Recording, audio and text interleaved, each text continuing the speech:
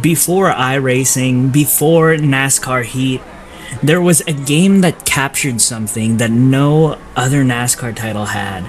And it wasn't about the graphics, it wasn't about the gimmicks, it was about feeling like you were truly racing. Every decision, every heartbeat, it mattered. And even today, over 20 years later, we still haven't seen anything quite like it.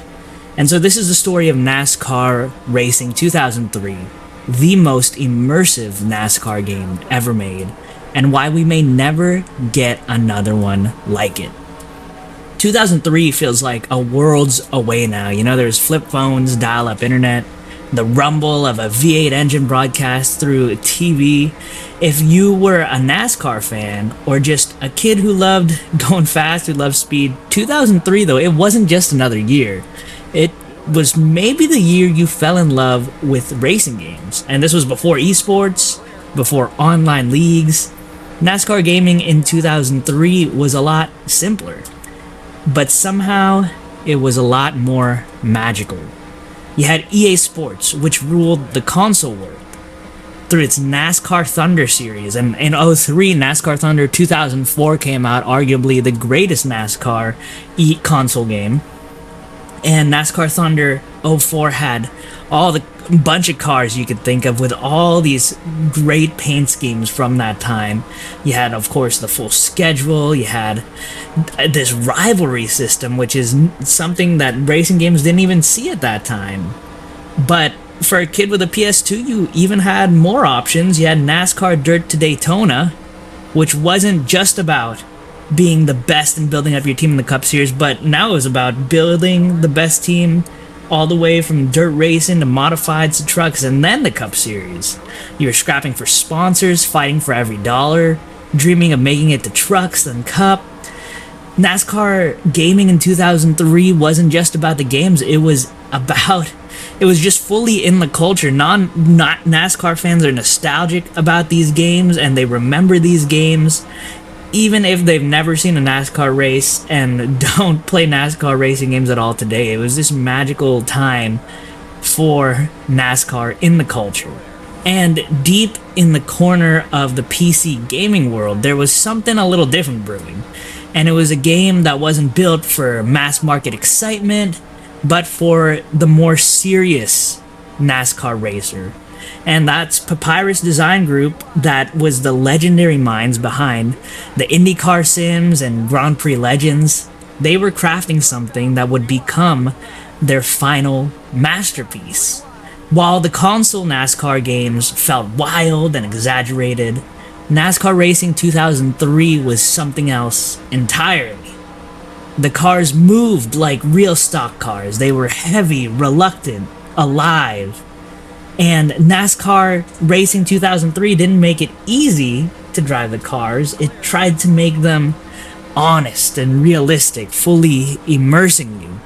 The stock cars aren't light, they aren't nimble, they're heavy. You know, you feel them roll, they squirm under braking, they lean onto the right side tires searching for grip. NR 2003 simulates that weight. You can feel the suspension loading. You can feel when the tires give up and when the chassis starts sliding. It wasn't the most complicated physics engine. Obviously, it doesn't even compare to anything out today, but it captured the essence of stock car handling. Simple but true. You didn't just learn the track, you learned when to trust the right rear of the tire, when to respect it. You could feel every bump, every draft, every tire fall off, and even today it still feels so good. You know, sitting in a sim rig with a force feedback wheel, you could forget it's an old game. We take it for granted, loading up a sim, expecting detailed force feedback, we take that all for granted today. But in 2003, there's a lot of games that barely even made the wheel shake. Most wheels didn't even have force feedback. They just had this rubber band that would recenter your wheel. But NASCAR 2003 was different. It wasn't just the jolt effects. You could feel the steering get lighter when the rear end slipped. You could feel the right front end dig in if you overcommitted into turn one. It wasn't perfect, but it taught you to listen to the car with your hands. And most NASCAR games back then, they treated tires like decoration. They either had grip or they didn't, and I'm especially thinking about the NASCAR Thunder games or NASCAR 2005, which I've been playing a lot recently, where 1 minute the tires are not worn and the next minute they are. But NR 2003, the tire wear was actually progressive. It was a living thing. Lap by lap, the grip faded, entry got tighter, exit got looser. You had to adapt, but it didn't feel the same every race because it was dynamic to how you were driving.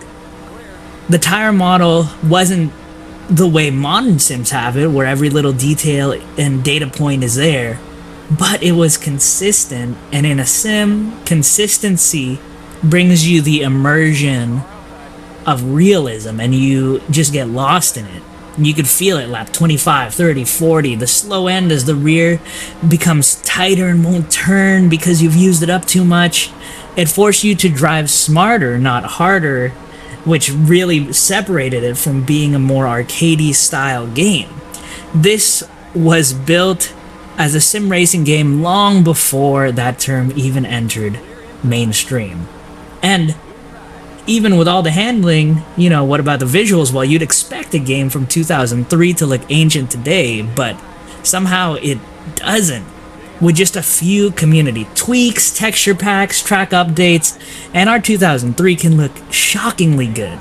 And there's a simplicity in the graphics that age better than even some of the overly ambitious mid-2000 titles. It's sharp, it's clear, it's not photorealistic, but it's believable and consistent, and because of that, you can get immersed into that world. And maybe that's more important than having the prettiest looking game. In most racing games, you're trapped in a moment in time. You have a fixed roster, a frozen season, it's like a museum piece behind glass, but NR 2003 is a game where history can be written by you, and where every race that could have been, everything you could have ever dreamed of was possible. And that's far and large because of the community. The community created something greater than the game itself. NASCAR Racing 2003 was already incredible when it launched, right? It had the full 2003 Cup schedule, it had real cars, it had the great tracks. It was a love letter to NASCAR at that time. But Papyrus, wisely, because I think they knew that this would be their last game, they left it an engine to be open and super flexible, and so with a little effort you could mod it and you could step into any point in history or even rewrite history.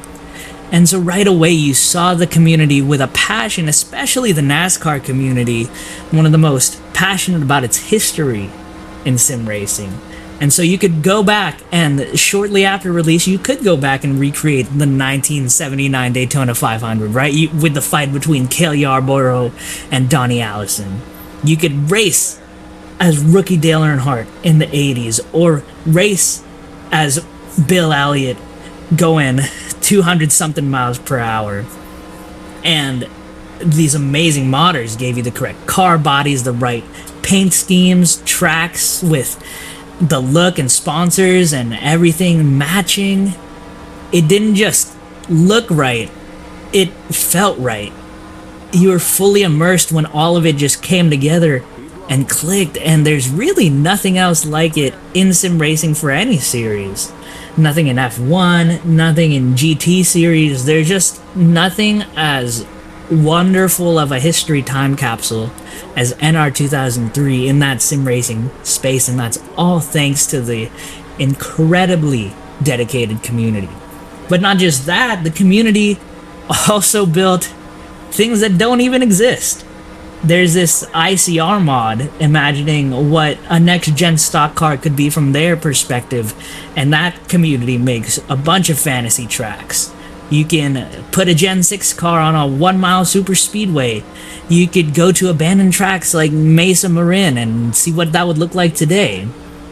And so you can spend hours merging 80s drivers with 2010 cars and racing on tracks that only is in a fan's imagination.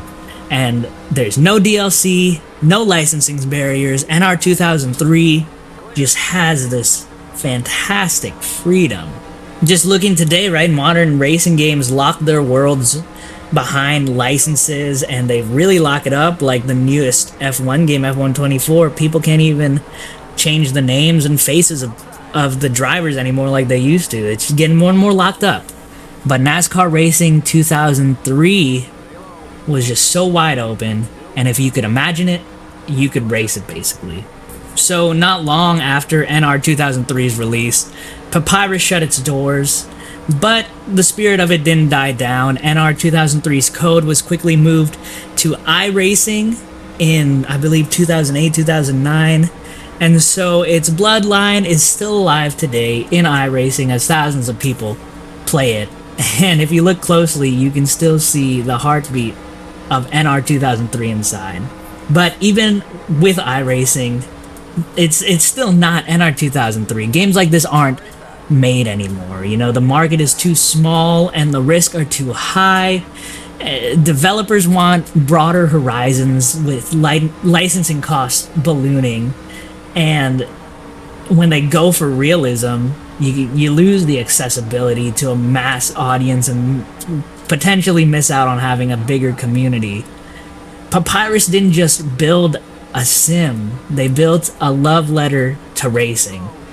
And that's why NR 2003 still matters, not just for what it was, but what it dared to be.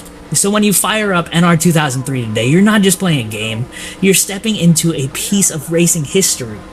In a world where the cars were dancing on the edge at high horsepowers, and for a few precious laps, when you just get in the rhythm, your tires are warm, you're hitting the apexes right, you feel that special thing that racing can give you, that where you feel truly alive inside, and that feeling never really leaves you.